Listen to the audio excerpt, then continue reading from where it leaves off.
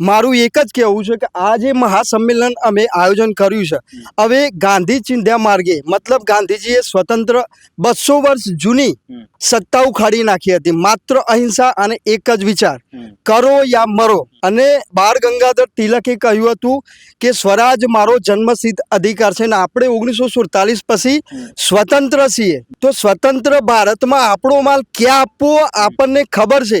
તો આ બીજેપી સરકાર શા માટે મોહન ભરવાડને ટેકો કરે છે? બરાબર, શા માટે મતલબ કે મોહન ભરવાડના કયામાં ચાલે છે? એનું કારણ શું? ડોનેશન. ચૂંટણી વખત આ 100% સત્ય છે. આજે કોર્પોરેટ જગતે, તમે પશુપાલનનું એક બાજુ મૂકો, કોર્પોરેટ જગત આજે ખીલી ઉઠ્યું છે.